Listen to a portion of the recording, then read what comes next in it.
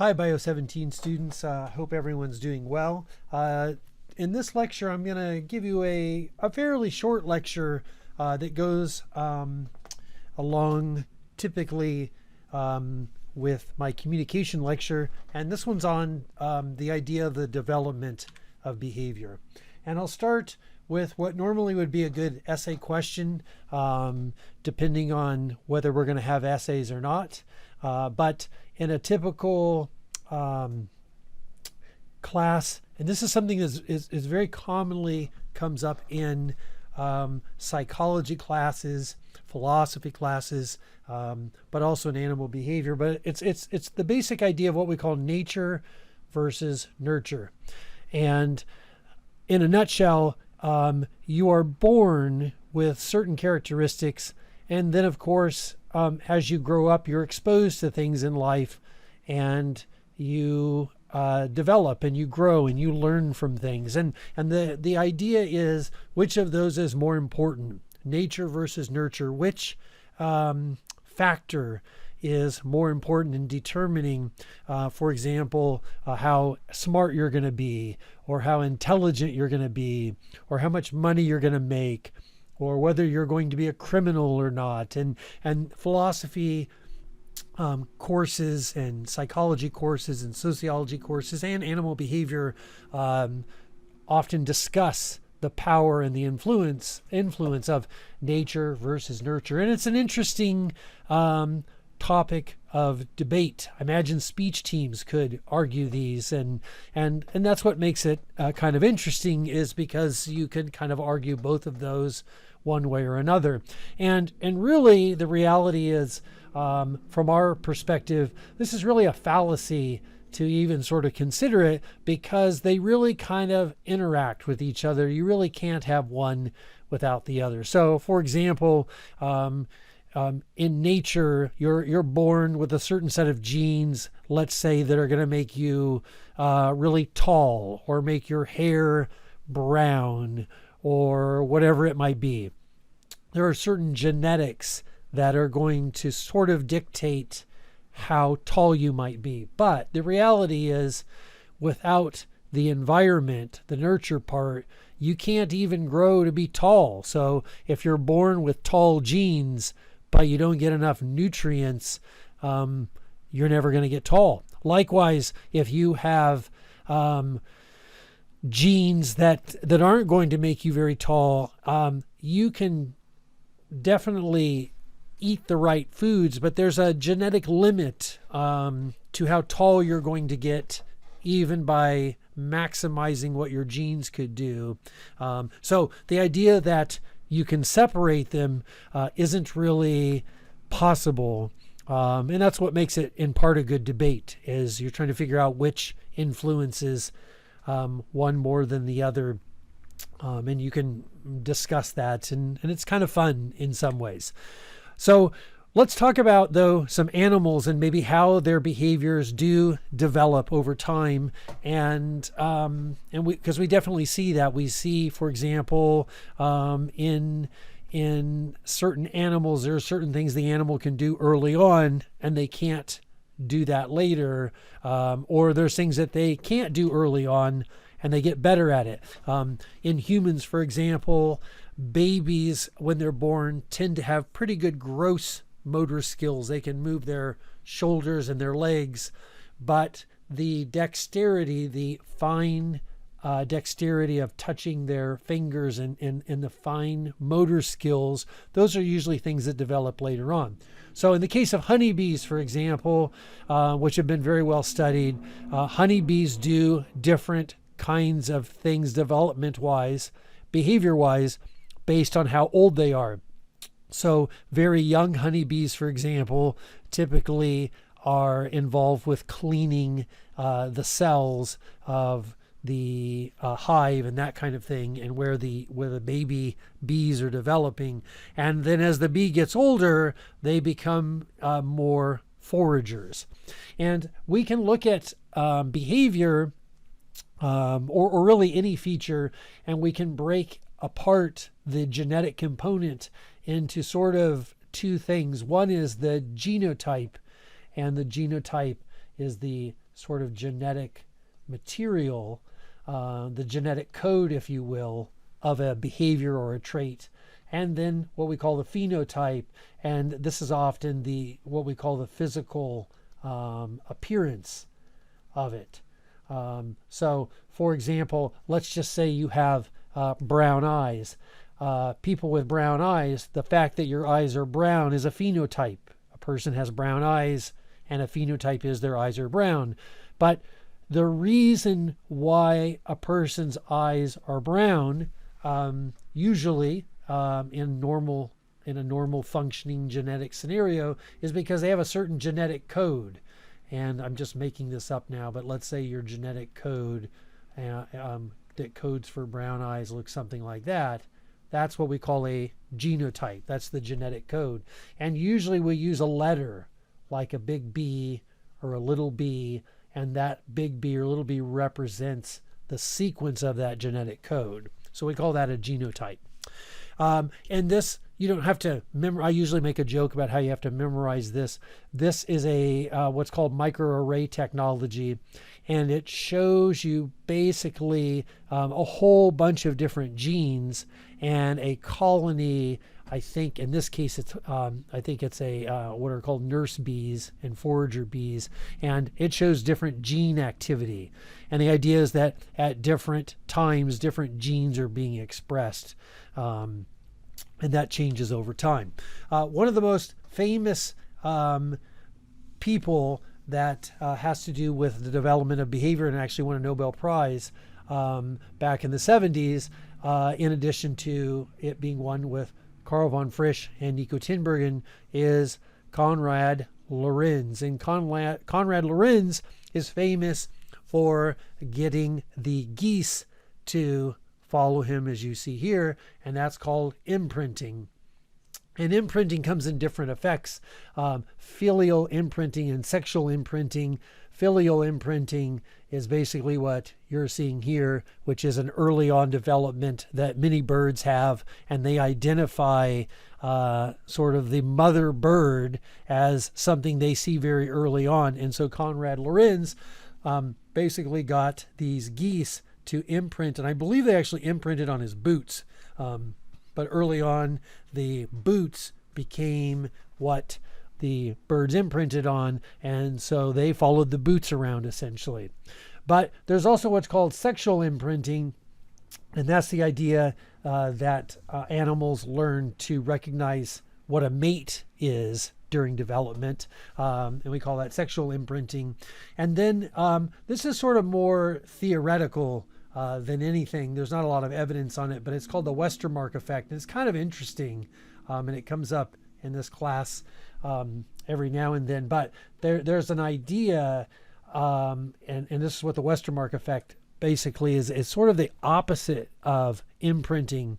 And there's a couple studies been done on it, but essentially what it is that children that are raised together, like go to school together, they found some evidence that very young children, if they go to school together, they end up not getting married or pairing up later on in life.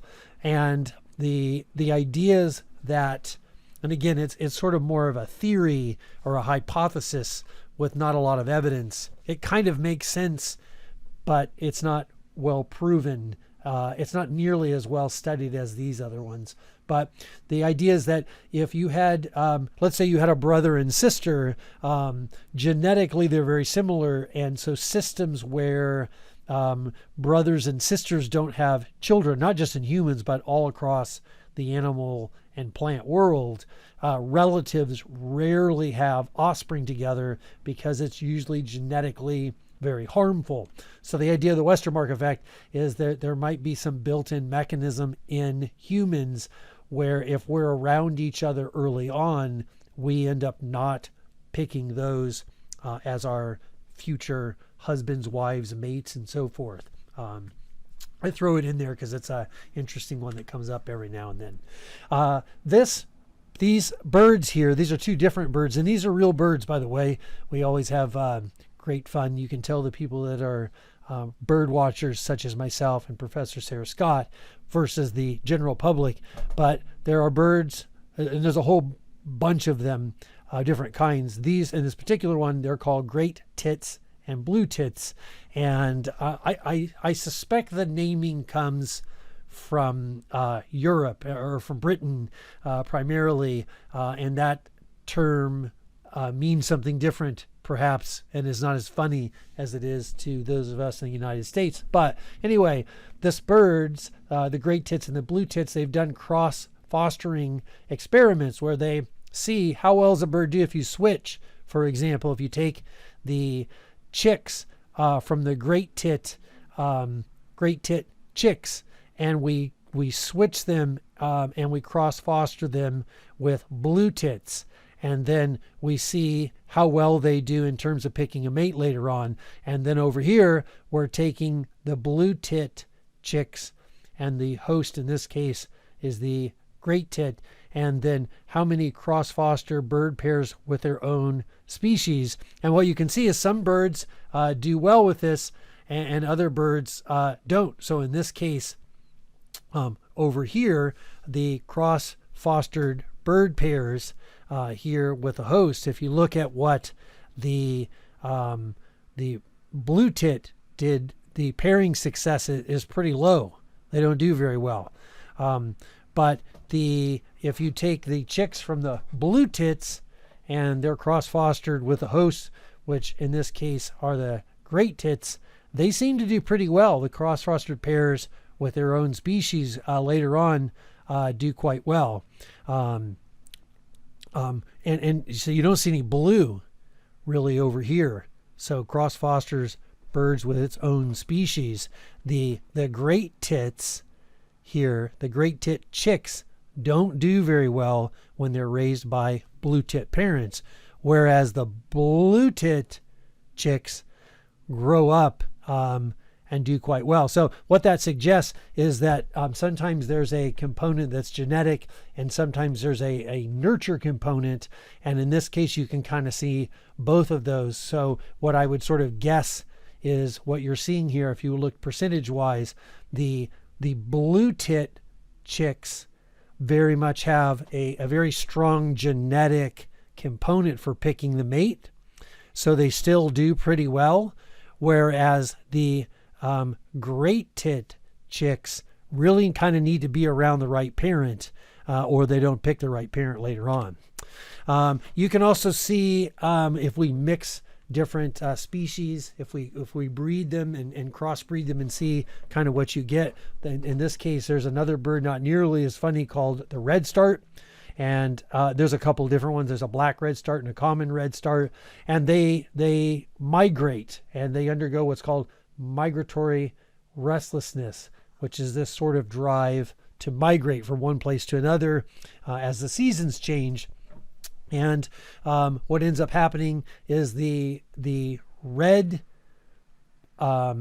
black redstart doesn't migrate very far, doesn't go terribly far, whereas the common redstart, when it goes to its wintering grounds, it goes much further into Africa, for example. And what you get is, if you hybridize these two, you get something where it kind of lands kind of in the middle of those two. In this particular case, there's a gene here called a FOSB gene, and there's an experiment they do called a knockout experiment.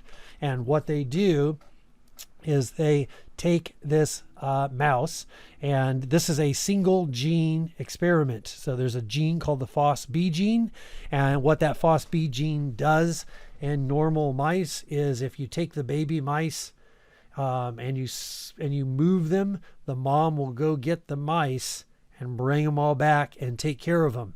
But if you knock out that gene, if you knock out the FOSB gene, what ends up happening is, if you spread the babies out, the mom just sort of leaves them, which is kind of sad.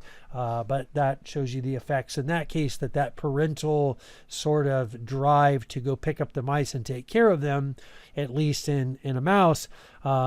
This is related to a single gene they call the FOSB gene. Not a lot of things are controlled by one gene, but this happens to be one of those. And then way back in the 1930s and the 1960s, there's a group of researchers named Margaret and Harry Harlow. Harry Harlow really was the one that, early on you would see the experiments by, but really it's a team of researchers, and they did this set of experiments that they quite often refer to in psychology as the wire monkey experiments. And they used these monkeys and that had been, born in the lab and had not seen or had limited access to the nurturing effects of monkeys like you normally would have in society. And so they would do things like they would give access to the monkey to a wire monkey like this. This is wire monkey. And then they had a soft furry monkey. And what they would do is they would see which one the monkey would prefer. Does a monkey prefer a wire monkey, or does it prefer a soft, cuddly, soft monkey, more like what you would expect a mom? And then they proceed to do experiments where they scare it and they see what the monkey does. And the monkey in this case runs over and it goes to the cloth monkey. And then they did things where they didn't give the wire monkey a choice. That's where the wire monkey comes from. And there was no soft monkey, there's only wire monkey. And so the babies, as they grew, which is very sad, I know, they had no choice but to go to the wire monkey. And so they ended up going to the wire monkey when they would scare. And then later on, they would try to see how these monkeys socialized. And it should be no surprise. Sorry, I'll have to edit that out. I started coughing. Anyway, it should be no surprise that what they ended up finding out was that the monkeys that only had the wire monkey, when they tried to re-socialize them later on, they didn't do so well. They didn't interact with other monkeys right. They didn't know how to behave in certain ways. And so, unfortunately, and they don't, it's very difficult to do this type of research. Now, there's lots of laws and rules, which I agree are very, very good. But back in the 1930s, the 1940s and 50s, you could kind of do whatever you wanted almost. And so there was a lot of what we call very unethical studies done. And they found that those monkeys really, no matter what they did to try to re-socialize them, they never really, once you pass that sort of critical point, they never really seemed to develop and become a nice, normal, socialized monkey, if you will. And we suspect then that these kinds of same things probably happen in humans. And so humans do need interaction and contact as they develop, because that's an important developmental part of interacting, and it's what allows the genetic system that you have. That's what allows the nurture point to activate those genes and develop the neurons so that you can behave and function in normal society, and that sort of thing. Anyway, wire monkey experiment, Margaret and Harry Harlow, 1930s, 1960s. So that is the end then of my lecture on development. Hope everyone's doing well, and we'll talk with you soon.